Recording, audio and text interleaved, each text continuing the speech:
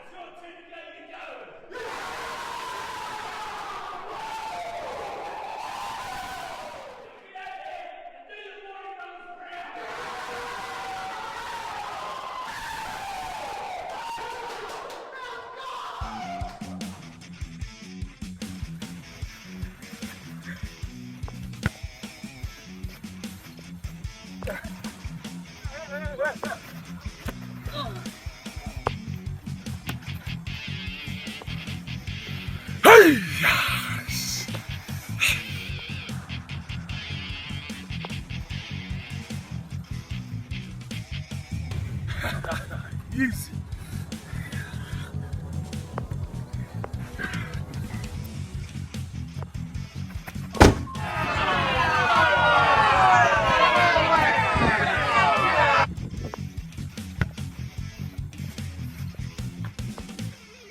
Yo, got this. Me.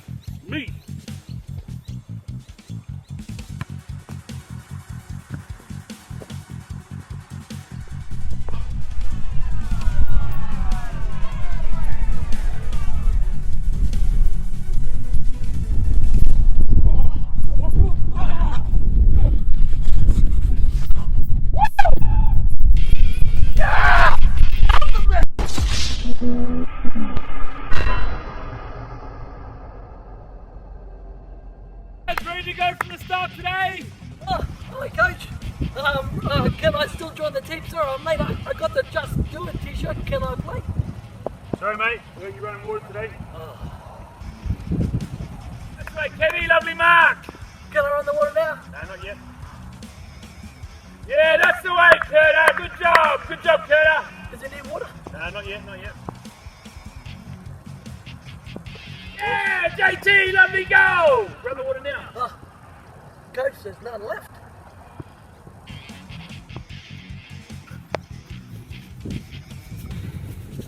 Hey.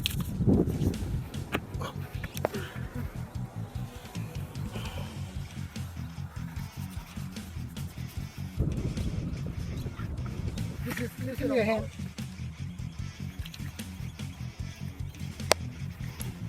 Yep. Kenny, you're the biggest, strongest, toughest guy I know. And you get out there and show him. Yes, coach. Oh, look out!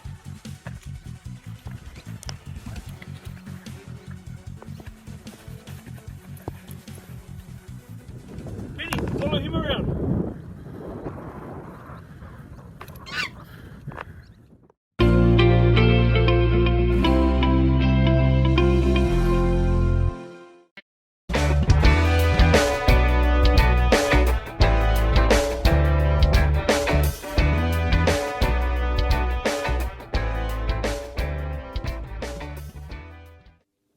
Wow, welcome back.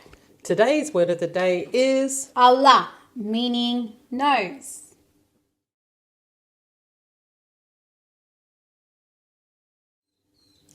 so have a go at saying, Allah. and we'll see you next time. Bye. Bye. Allah.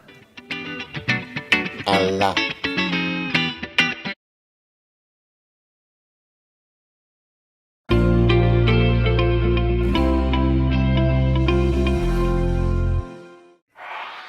Hi, I'm Kate. Hi, I'm Paula, and welcome to Yirara2u. Today, we're going to be interviewing Pat from the Centre for Appropriate Technology. But before we do that, we're going to cross live to Mr. T for the local weather report.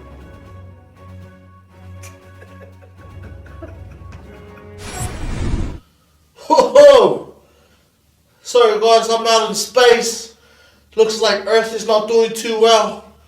So good luck. Thanks, Mr. T. Let's cross live to Shane. Thank you. I'm here with Pat Organ. How you going, Shane? I'm the automotive trainer at Centre for Appropriate Technology.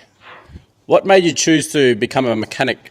When I was a young fella, I did a little bit of work around cars at home and for friends, and then later in life I decided to do some automotive training and become a mechanic. Can you describe a normal day in a workplace? Yeah, most days we would start at 8 o'clock, have a look at the job board, get the jobs we needed to be done for the day. We'd have smoko around 10ish, lunch, and finish around 5 o'clock. If a Yirara student wanted to become a mechanic, what courses would they need to do? Well, they can come over here and do the vet and schools as a good starter and intro into our trade. They can then follow on with an apprenticeship. Most of the automotive workshops in town will take on apprentices. And once they complete their certificates, what pathways are available? So once they're completed, they can continue on as a mechanic, gain more and more experience. They could move into the mining industry and earn lots of money out there as well. They could start their own businesses or follow down the path like I have in training. No worries. Thanks for your time, Pat. No worries, thanks. Back to you in the studio. Tune in next time to find out about another career. Have a great day. Keep learning. Bye. How about those makeup artists? That was crazy. I can't believe they were doing it. Did you see me talking and then, And then he did my glasses. oh, it's on my teeth. It's like, joke.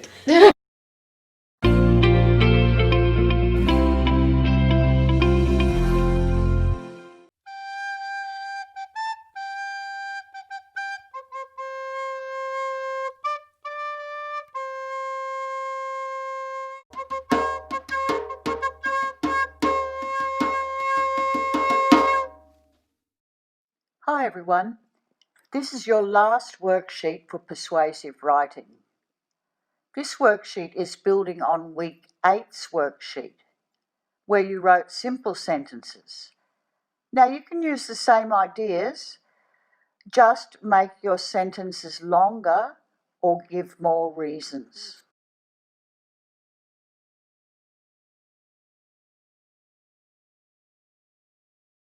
You'll use persuasion and reasons in many ways as you get older.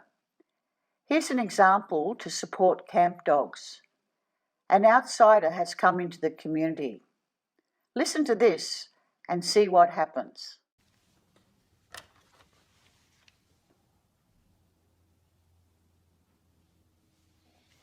Hello, is that the council? I just wanted to talk to you about all the camp dogs. Yes. I've just moved here. It's a beautiful place, but there are so many camp dogs. Too noisy. All that barking. Can you do something about it? But I don't want the dogs harmed. Thank you. Yes, okay. I'll come and see you. Bye now. Bye.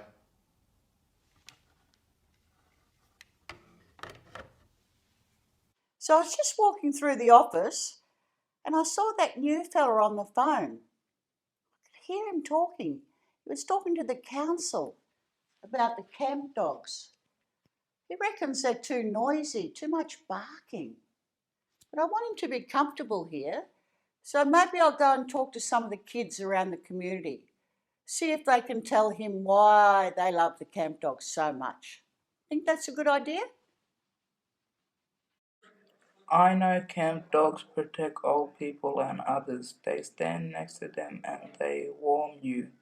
If something bad is coming or something is in front of you, dogs protect you in the night while you're camping out. They bark and chase the wild animal away. In my opinion, dogs are part of a family because they play with your kids and they even walk around the community to make sure that nothing is wrong with the old people. Everyone knows that dogs are best friends to the elders to keep them safe and away from danger. Dogs are very smart and they are men's best friend. They also look after the little ones from harm, play with you, and you keep them busy. And dogs are valuable to a family because they have the same feeling like us. They hurt like people, even they get sad like people. Well, Mr. listened to what those fellas said about their dogs, and he understood the reasons why they are important in the community. He's still living out there on that beautiful country, and guess what? He was given one of the runts from the litter, and he's looked after it so well and so kindly. Now it's growing up and running around with all the other dogs. Everybody's happy. Isn't that great? Bye.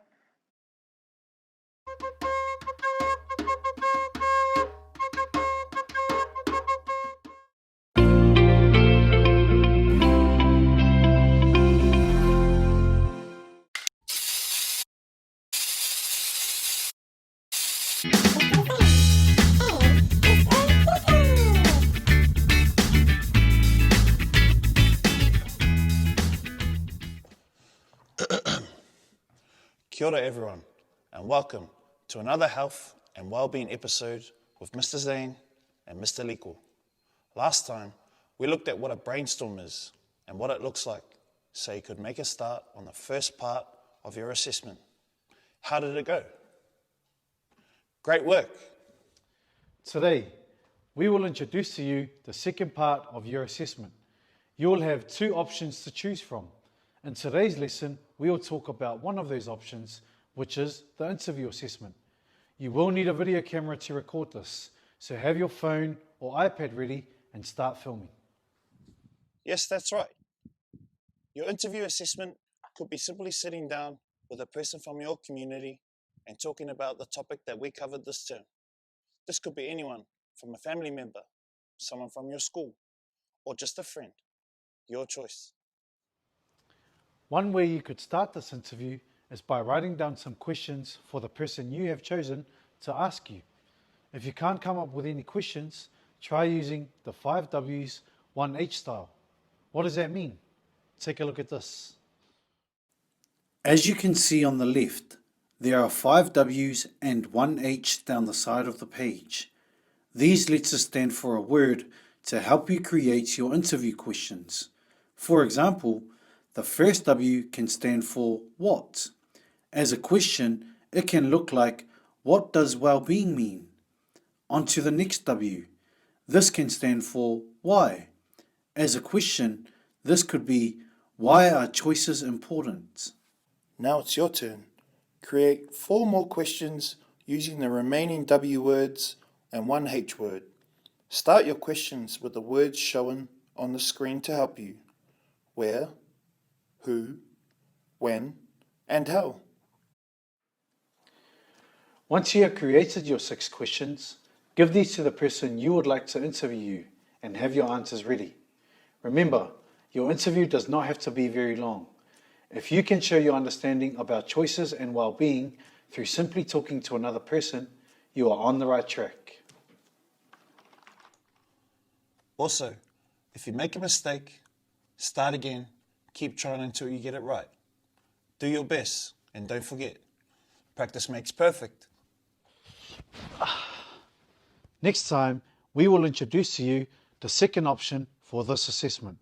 This option will be your scenario assessment, a great way to put your acting skills to the test and show us how well you can act out a scene about choices and well-being. But for now, good luck and stay safe.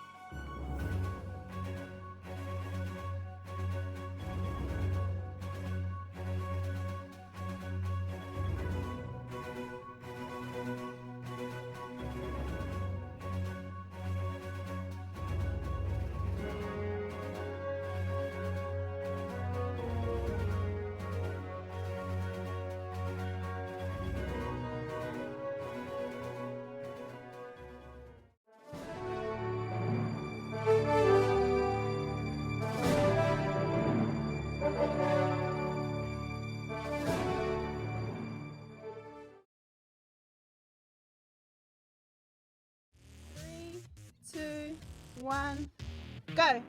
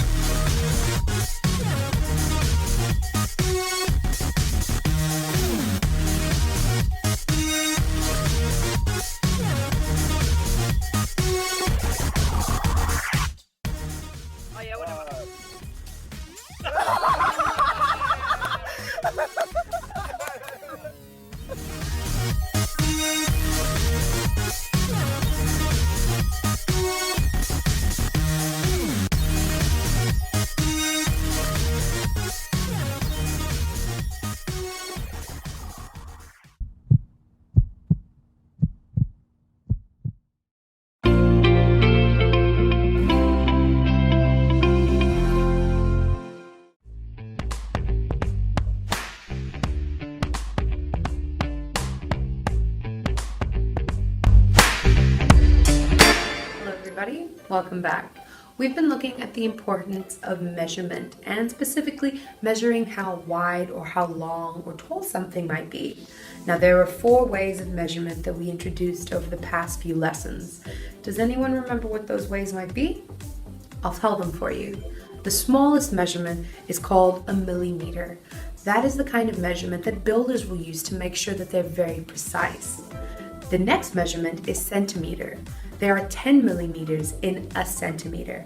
Now, centimeter is what we might use to measure things that are fairly small. For example, maybe how long a table is, or how tall a chair is, or even the size of this ruler, which happens to be 30 centimeters long. The next form of measurement is a meter. There are 100 centimeters in 1 meter. Now, a meter is what we can use to measure how tall or how high someone is. For example, I'm about 1.68 meters tall, so not too tall at all. And the last unit of measurement that we introduced last lesson was a kilometer or a kilometer, which in its name says that there are 1,000 meters in a whole kilometer. Now we use kilometers to measure things like distance. If we're driving to a nearby town, for example, I said that Alice Springs is roughly 1,500 kilometers away from Darwin, which means it'll take about a 1.5 2-day drive to get there. So those are 4 ways we measure length, height, and how tall something is. We're going to continue looking, and the rest of our team are going to show you some interesting clips and interesting ideas of the importance of height and why it's so important for you guys to know how to measure and read height in your communities. Stay tuned. So, the distance from Alice Springs to Tea Tree is 193 kilometers. Remember, km equals kilometers. To make it easy for me, because I'm going to estimate my fuel, I'm going to knock this up to the nearest 100. So what do you reckon the nearest 100 is to that? That's correct. It's 200 kilometers.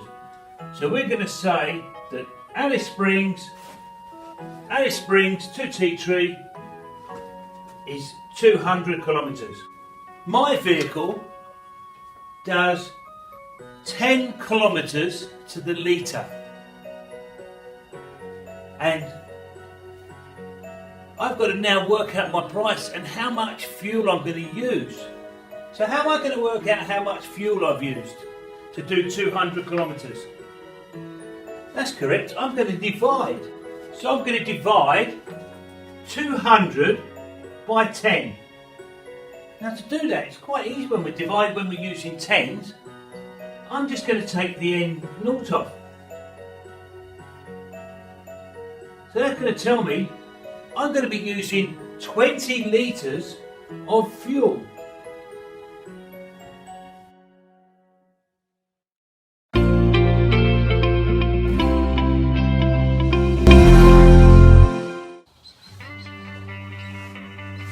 welcome to another Clontarf Yirara2u segment.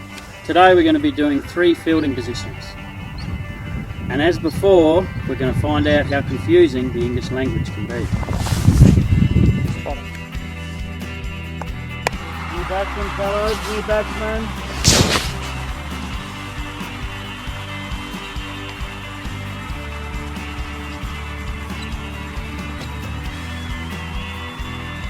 I reckon fly slip, Stan. Fly slip. Yep. Got it? Got you, skipper.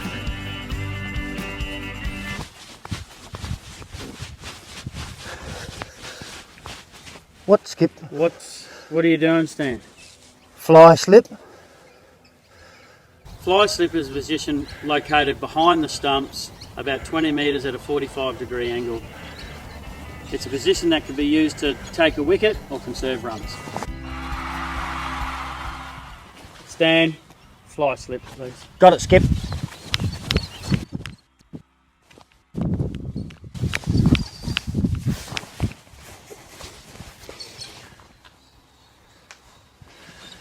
New batsman, fellas, easy wicket. Let's get into him. I reckon short leg, Stan. Short leg. Yep, short leg. All right, got you, skipper. Yep, good man. Short leg. Yep, get under the nose. Stand. Stand. What, Skip? What are you doing? Short leg. Short leg is a position on the leg side, generally to create a wicket. It's there if he fends off and pops it up.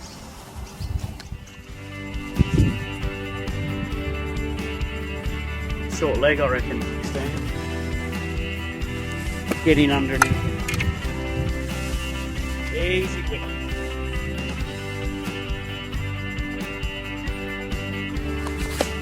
Another one, fellas. Another one to get into.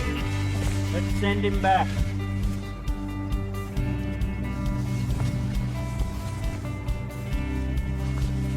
Silly point, I reckon, Stan. Silly point. Yep, silly point.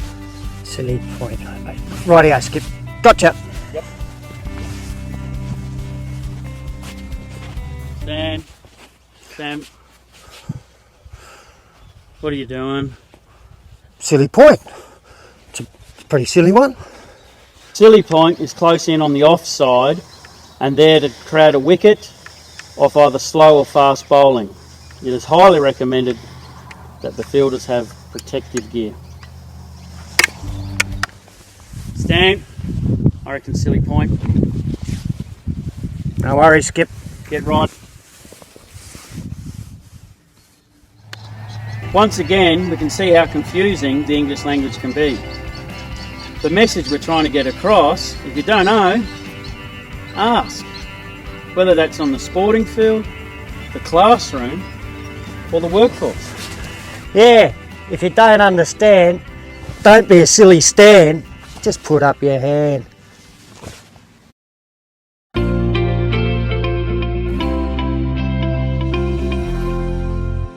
Hey guys, welcome to Yirara2u Music. Today we're going to be learning how to replace the string on a electric guitar.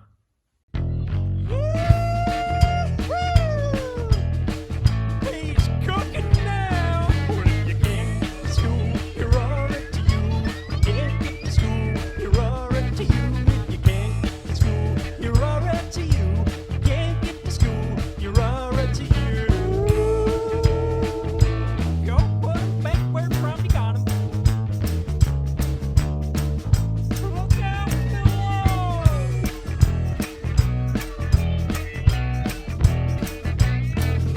Well, it don't matter anyway. Come on, music. Wake up, wake up, wake up, wake up, wake up, wake up.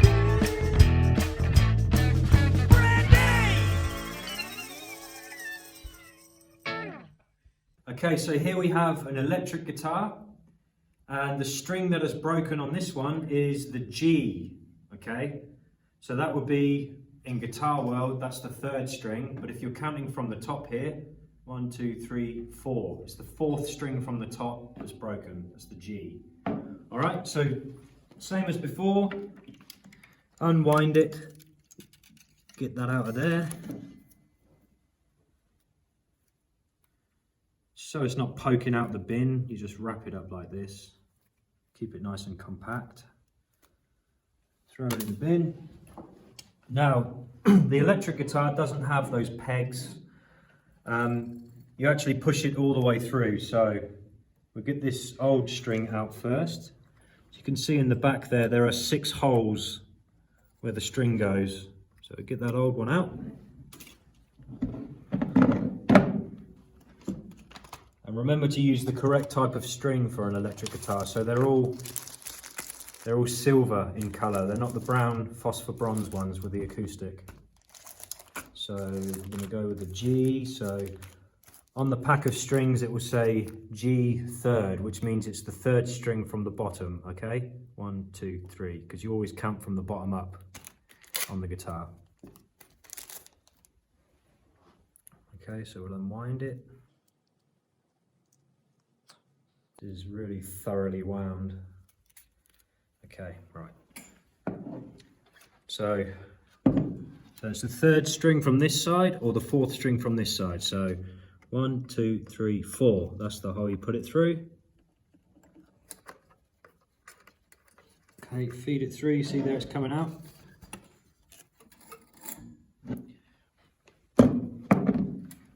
Okay, so this part of the guitar is called the headstock, and the design of this headstock, it has the first 3 strings on this side and the second 3 strings on this side.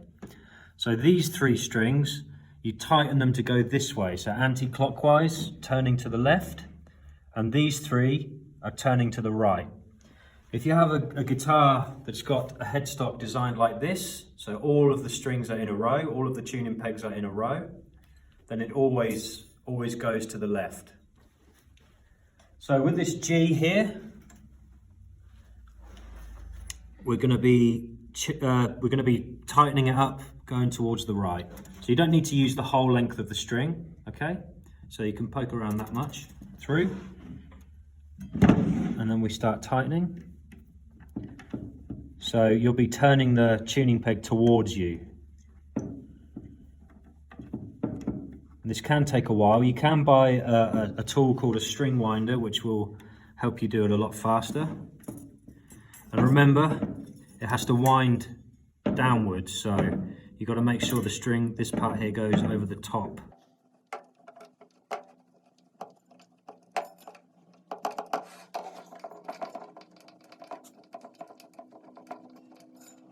It'll take a while. Remember, it needs to be wound around 2 or 3 times. This one might be 4 times because I've misjudged the length I need.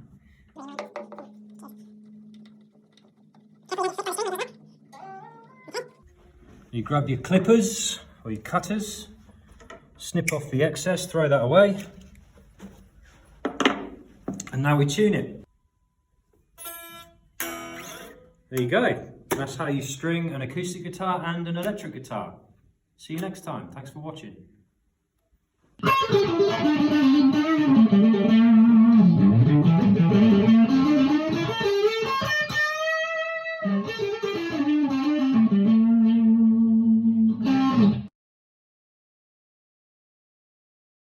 Good morning.